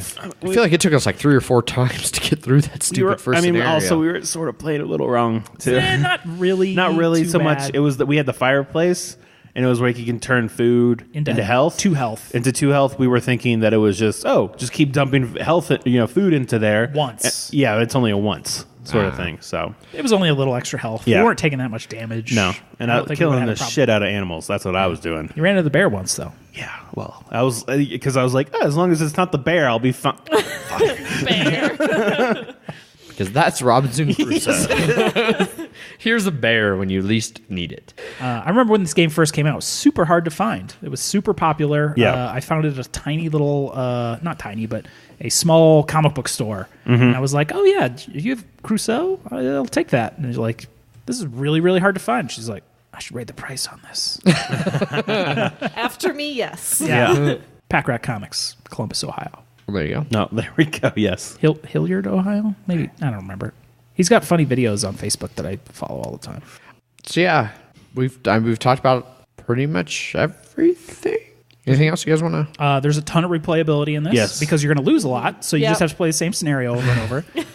But there's 6 different scenarios, 7 in the 4th edition or with the promo, and each one of those scenarios is totally different. I mean, you have some of the same tiles and things like that, but there are so much of those universal symbols, like the totems and the discovery tokens and things like that, that can change how the game plays every time you play it because you're not going to see the same thing. The hunt deck, there's tons of event cards. Like, there's no way you're going to see all those different events unless you got real fuckered. Well, because like you only pull as many as you are playing rounds, so it's usually going to get between 9 and 12 of them. Yeah. And then there's the gather, build, explore ones that's always just like, do this and draw another card. So you see a lot of you won't see all those cards. I always want to have a turn, and it usually ends up really bad for us. Where you just have to 10 things Draw you have to again. resolve. Yeah, and you're Draw just like, again. oh god, we take more damage. Oh god, this animal came to find us, and it's that hurricane again, and it's just. Well, I liked in the most recent one we built the pit trap where you roll one of the brown die, and if it's the damage token, which is 4 out of 6 sides, For you get 2 building, food. yeah. And I rolled the first time and I got it, and then I rolled the second time and I didn't get it. No. No, And Zach was No, like, you never the first got it. one you rolled was Nothing. nothing, and then I was like, that's why we don't give you dice. yeah, and then you rolled and you got it the first time, and then the second time you failed, And then we're like, all right, Megan, your turn. and then she failed. I And failed. So out of the out of 4 rolls, 1 success on a 4 out of 6 chance. I really like that technology deck. Like Yes. the different little crafting things that you can make. and Those are that you don't super get cool. all of them too. No, yeah. I mean, you have the builder that can kind of get another 1 or 2 out there. But it's super cool how you have to like uncover the hexes to get the materials to make the different technologies. Yes. It takes a big portion of that board, for sure. But Yeah. it's cool. Cool mechanic. Definitely. Yeah. I really like this game. I do too. Yeah. It's the main reason I'm looking forward to First Martians because like Robinson, I love this. If it's with Mars, I'm gonna. Oh man, It looks pretty different. Yes. Different enough. Yeah. And then there's some cool stuff I think they're going to be doing with the game that's going to change it up a lot. Yeah. So yeah, I guess going around final thoughts. Megan, you're our guest. How about we start with you? What are your final thoughts on Robinson Crusoe? I really enjoy it. I think it's fun to finally have a good co-op game that I like the theme a lot. For one, I think it's a really fun theme to play, and it's nice to have that challenge. It's frustrating and annoying as it gets to like always lose and always die over every little thing that happens. It does make it nice to like, all right, well, let's try it again. It's never boring to play again. Be like, all right, well, we got to slug through this next mission. It's nice to always keep going and like, all right, well, maybe the cannibals are nicer this time. yeah. They never are. No. Always hungry. Yes. Oh, always hungry. Never sleeping. Itchy, scratchy. Yeah. And apparently they attack you before you even know where they are. Yeah. That'll happen. Has anyone played The Forest? No. It's on Steam. I know It's what real it good. is. It's about cannibals. Oh, is. fun. Oh, I didn't know that. Yep. I was aware of the game, but I didn't realize it was about cannibals. It's real good. One of those crafty survival games. Crafty Survival Cannibal Island. You Early your access. child's game. Yeah. Highly recommend, though. All right. Anyway, Zach, your final thoughts? I really like the game also. And so there's a couple things I really like. Like I said, I love those adventure cards. Mm-hmm. I think they're a great mechanism, especially that you deal with them and then they can come back and mess with you even more. Yep. I like that even though, at its heart, it's sort of a worker placement game, but it feels highly thematic when you're doing all of those things. Right. Because you have to go and get food, else you're going to starve. You have to go build these things so you can fight. You have to go fight monsters so you can get food, and you have to explore to get new things to be able to build. I really like that thematic progression. Yes. I also like that when this is something we didn't even mention, how it scales with players. Because it has, if you're playing with 4 players, obviously it's just you 4, but with 3 players, you get a dog that helps you a little bit with exploring or fighting. And then if you're playing with 2 players, you get Friday, who can sort of... Native. He is a native, and I also like that they say for Friday and the dog, they're like, they get their own food. You don't have to worry about it. Like, they can take care of themselves. Yep. You have to be dragged along to be able to help. But yeah. And then with 1 player, you get both of them. So I like that they give you some help. yes. But yeah, like it's a great game. I love that all the scenarios played completely differently, and it's brutal, and I really like that. Oh, yeah. It is rough. No doubt about it. Jeff, your final thoughts? I wish I played this game more because it's amazing. It's super highly rated on Board Game Geek. Yes. Like 20-ish, 21, somewhere in there. It is 11 in thematic games and 21 overall. Nailed So it. it's one of the Pretty top good. 25 board games. Yeah. I buy that. Period. It's- And I would agree. It's totally worth it, and I can only assume that the 4th edition has made all the things better about it. As much as we love this older edition, the newer version can only be more awesome. Yes, Definitely would improve on it. It's just a refinement of an already great game. Yeah. Yep. This is a game for me that goes back to one of the earliest games that really kind of opened the door of like what a game can do and the kind of things that you can experience through it. Way before I realized that when it comes to board games, I'm a total masochist and love games that punish me. I loved this game and I continue to love it. It's brutal. It's hard. It's fantastic. I would like to get the new edition because if for no other reason than I think the upgraded components are pretty cool. And there is an upgrade kit for people that own the older version Correct. that will be available. Yeah. That's good. I don't own an e-copy of it. I think I would still like to at some point, so I will probably look to acquire the 4th edition when it comes available again, because it was available and it is already not available. Bummer. Yeah. Maybe I'll find the upgrade kit at Gen Con at the Portal booth. And that is probably going to be one of your best chances to pick this game up. Sounds about right. At least it won't be the new hotness, so it should hopefully stick around for a little bit. Yeah, but, I'm sure there's versions out there somewhere. But yeah, so for availability, we've kind of all covered our final thoughts. Availability and cost, it's not available really. CSI, it's on back order, goes about $65 on there. And they have a 2 per customer limit right now in case it does come back in stock. It's about right. On Amazon, it's going for minimum $85 plus $7 shipping. And that's probably the previous edition? Yeah. Yeah. It doesn't actually say it's collectible. It's one of the like secondhands, so it's collectible. Very good. New sealed and wrapped is minimum $99.99. So more coming soon. Yeah, I'm sure they're going to print some at some point. Yes, and if they do, you should really pick it up. Yeah, definitely. Cooperative games sound, cooperative thematic. Punishingly hard cooperative thematic worker placement. Well, I know that's why. So Rado and his wife, they really liked the mechanisms of this game, but she was just like, I don't like playing the co-ops that just punish us so hard. Yeah. So for some people don't like that, this may not be the game for you, but otherwise, definitely look into it. So before we move on from this review, we started doing a new thing where we're talking about what's coming up a little bit in advance so people can send us some questions and things that we can address. And so we had a few questions for us to answer from Twitter. Well, I'll come back to that one. Starting with Chris, who is one of our longer time listeners and easily one of our most engaging listeners, who actually sends us emails and communicates with us. It was his idea for us to really start communicating what we're looking to review so he could start giving us questions, and he followed through by giving us questions. Indeed. Jeff, you like to do emails. Do you have this ready? Emails at milehighgameguys.com in case you want to send us any emails. Yeah. From Chris. Hey guys, if any of these questions are interesting, I'd love to hear your thoughts. They're all interesting, so I'm going to read them all. Yep. I think I burned my family out on Robinson Crusoe because we kept getting beat on the first scenario, Castaways, before moving to the next, and it took us 4 tries before we beat it. Have you played many different scenarios? Which ones would you suggest replacing the first scenario with so that new players have a better chance of winning? None of them. Play the first one because there's none that are easier. Gets harder. It always gets harder. I would give a couple suggestions for that. Like one, I mean, technically, they have Friday there. They have the dog there.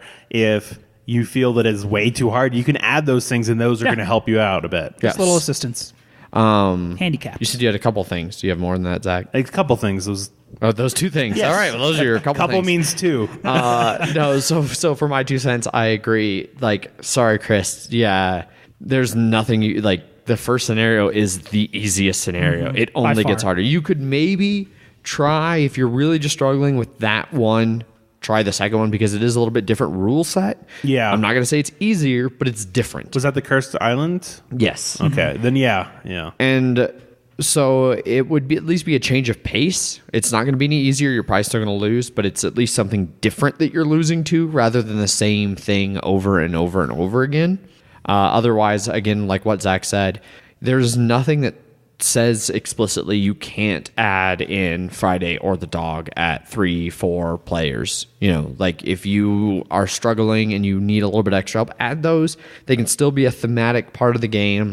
There's no reason it's not 4 survivors and a dog, or 4 survivors and a native and a dog. Yeah, and a native and a dog. So if those might be things that would help move the game along a little bit. But yeah, it's a hard game. There's no way around it. Question 2. You probably already talked about solo play, but have you played it solo? I really like the solo play in Robinson Crusoe. In fact, I think it's a better game solo. Me, my dog, and Friday alone on an island is more thematic. So that is where I'm going to go back to the Twitter, because Mike, when I tweeted out hey, we're going to be reviewing Robinson Crusoe, anybody got any questions? Mike, our listener from down in the Springs, who we've actually played games with, he sent us a tweet and said, Just picked it up and tried it solo. What's your favorite player count? And so I feel like these two kind of go hand in hand. I have not played it solo. In fact, I've only played it with 3 or 4 players. I don't think I've even played a 2-player game. If I have, it was so long ago, I don't remember it. So my favorite, I think, is 3. 4 is okay, but with 3, I like... It's a cooperative game, and so you can already run into a little bit of the problem where it's a group discussion about what the best things are to do, and so you don't get to really decide what you want to do. And with 3, it limits out a little bit, and then there's there's the dog at 3 players, who's an extra action that one of you can take. Like, all right, well, I'll take the dog and go explore, or I'll take the dog and go fight. And so it just reduces that group think like a little bit more while still giving you the extra action that you can use. After reading both of these questions, I was like, wow, I really wish I'd played this solo because I feel like I would probably actually really like it solo. Chris's last sentence, me, my dog, and Friday alone on an island. Well, now that sounds lovely. Yeah, I can agree with that. Although I know for me, I'm not going to play any games solo.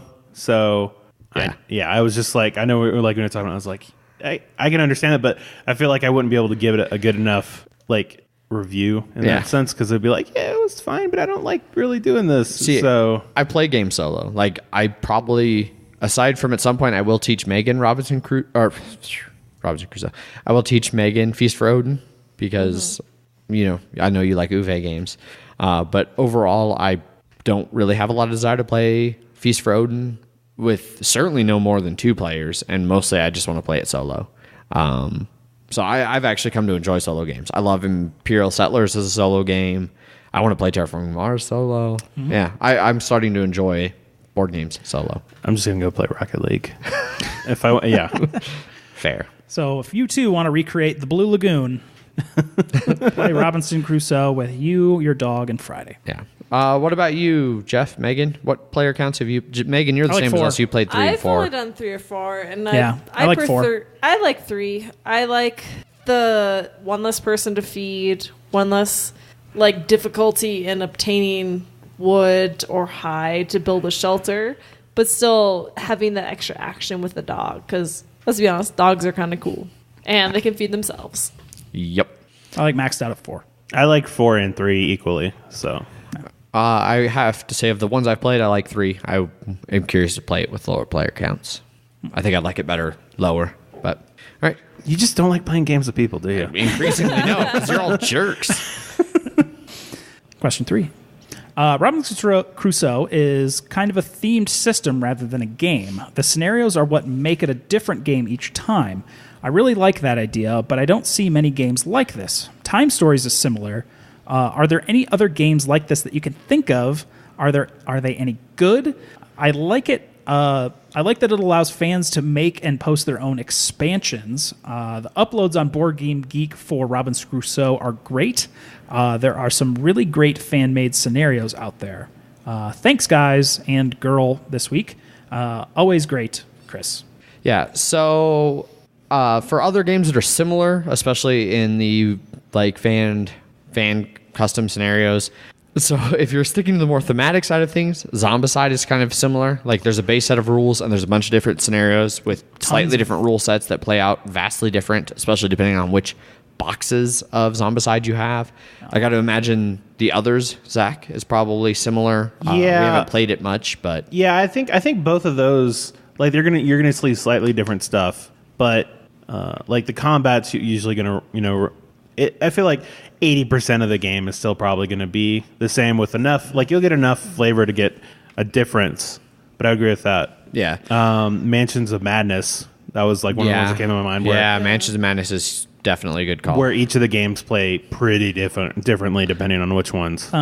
Dead of Winter I would throw right in there as well. Betrayal is also... Betrayal, like halfway through it can... Once halfway through, yeah. Arkham Horror had a lot of... I mean, that's really just ancient ones and things like that. I was thinking the same sort of thing of Eldritch Horror, too. I would put that in the same sort of thing as Zombicide, where it's like the flavor, or, there's enough to have a difference, but still, like, you're mainly doing the same sort of thing. Yeah. He said, themed system. So just for one that is similar, that's not thematic at all. And I've only ever played one game of this, so I haven't experienced the vast differences. But Age of Steam is absolutely a system that there's a ton of different maps that all have different rule sets that all play a little bit differently, but they are a system kind of more like Time Stories, where it's a base set of mechanics that you plug in a different map/rule set for and play it out. And I haven't played any 18xx, but I've heard they're similar, but that's not themed at all. Yeah, like Power Grid and Ticket to Ride and all those have just different maps. Yeah, different maps and stuff, yeah. That they might play very different. Yeah, there are some that are like 2 to 3 non-thematic games. Yes, yeah. So, there's some really cool Crusoe scenarios people have made. I haven't seen them though. There was one that I saw that was just Street Fighter characters. I didn't really read about it, but What? Yeah, I was like, that's Honda. I should look into that. Nice. Yeah, so, and that's the thing that's cool about games like this is once there's like a base system that you can plug scenarios into, fans will give you nearly endless replayability, even if you don't want to keep playing the same scenario 4 or 5 times until you finally beat it. There's a lot of stuff like that. So yeah, I can't really think of any of the thematic ones that we haven't already mentioned. not all, I'm sure this will be one of those things I'll stop recording and be like, oh shit, I should have talked about this. There's like those other 9 games that I own. Yeah. Definitely Mansions of Madness is one of the other ones that's close in this realm. There's fan-made ones for that. I haven't really played enough Imperial Assault, and I have not played any Descent, but I could see them being along that same line. Campaigns. Yeah, I can see that. Yeah, They exist. they They're do. cool. Mm-hmm. First Martians, I'm sure, will be that way. They've got 2 different 6-game campaigns plus a bunch of standalones. Yeah. First Martians is going to be real good. I keep telling myself that to justify. Me buying that game. Yes. And I'm going to buy it at some point. I know it. Yeah. Yeah, just haven't yet. Is that it? We're done? Are we all done here? I think that wraps up our review of Robinson Crusoe. We all like it. It's a great game. Buy Pick it it when up you when can it's find it. back in stock. Just we super, seem to super really like the games that are not in stock. And the Old games that are in games. stock, we're like, Well, no, when we wanted to originally do this, it was in stock. It just took a little while. It took a while to get back around to it. Yeah. But yeah, so that wraps that up. What's next? Well, so we don't really have any new emails aside from Chris's email about Robinson Crusoe. Jeff, do you want to reiterate what our email address is? Emails at milehighgameguys.com. So if you'd like to send us emails about the show or things in general, you can do that. Next week, we are going to be covering Manhattan Project. Energy Empire. Yep. And so we might have a guest on for that one. Currently kind of working through that. And Special guest. special guest, new guest. Important guest. Industry insider. Shall we keep hyping this up? Industry more and insider. more and more. They're definitely not going to show up now. You know that, right? We have killed it. But we will talk about Energy Empire specifically, a little bit maybe about Manhattan Project similarities. Smidgen. Not too much there. But so mainly if you have questions about Energy Empire, it's definitely kind of a new popular game I've seen popping up in discussions on Twitter and Board Game Geek. So that'll be our next one. You can email us if you have questions about that. You can get us on Twitter at Mile High Game Guys. Jeff _ Mile High Game Guys. Zach _ MHGG. That's, I did it wrong. Yeah, you Jeff did. _ MHGG. That's why I do it first, Jeff. Yeah. Megan doesn't have a Twitter. If you'd like to have Megan have a Twitter, send us lots of comments so I can hassle her about it. She still probably won't do it. No. Yeah, that pretty much wraps up all of that. So one last thing before we close out. We are going to do another board game giveaway. I got an extra copy of Imperial Settlers over Christmas, new and shrink, ready to go. And it's a game that I personally love, even though it's Megan's game, and she has not played it anywhere near as much as I have. It is also a game by Ignacy Trzewiczek, just like Robinson Crusoe that we just reviewed. So we're going to give that away for our 5,280th download. Why that number? Yeah, why that number? That's such an arbitrary number, Adrian. It is such an arbitrary number. So we're the Mile High Game Guys. We're based out of the Mile High City, Denver, Colorado. And as those of you who are familiar with the standard system of measurements, a mile is 5,280 280 feet. So we figured 5,280 downloads would be a good milestone to give away a game. You know, for those of our listeners who are overseas and live in worlds where metric is the standard, it might not make as much sense because you guys are too logical for our crazy American ways. But yeah, so we're giving away a new in-shrink copy of Imperial Settlers, and there are a variety of ways to enter into this drawing. So you can send us a picture on Instagram at Mile High Game Guys of a board game that you would like us to review, and tag in that photo hashtag MH5280. MH5280. The numbers, not the letters. Yes. Don't write out 5280. The numbers. Most of your 160 characters.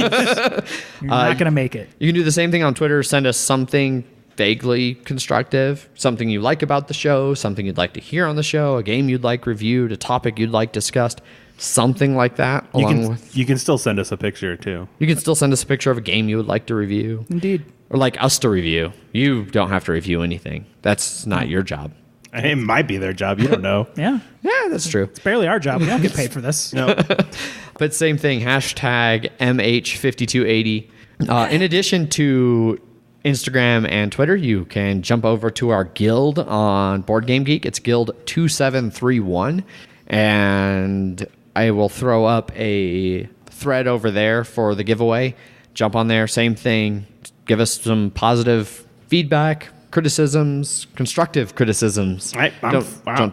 Zach's fine with just regular criticisms. Yeah, and you don't have to do a hashtag on there. Yes, and so if you reply in the thread on the guild, you don't have to do the hashtags. You can also send us emails at milehighgameguys.com. Just mention somewhere in the email that it's for the contest. And yeah, I think that covers. Oh, Facebook also. Mile High Game Guys. Yes, and over there, same thing. Do a hashtag. Facebook does hashtags now, right? Yeah. I mean, you can just put in a hashtag.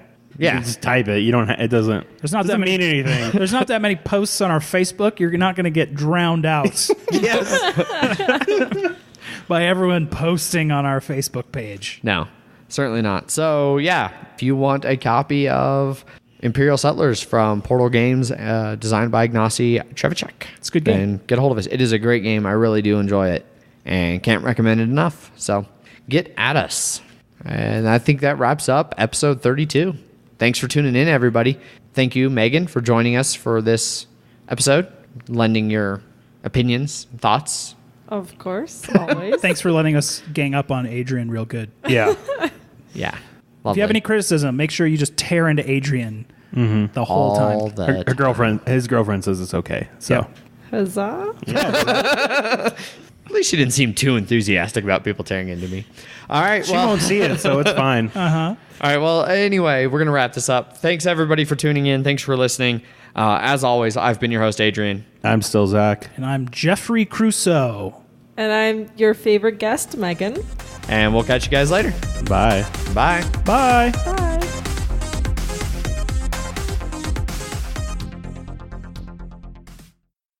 So what you're telling me is now's a good time to go to Canada.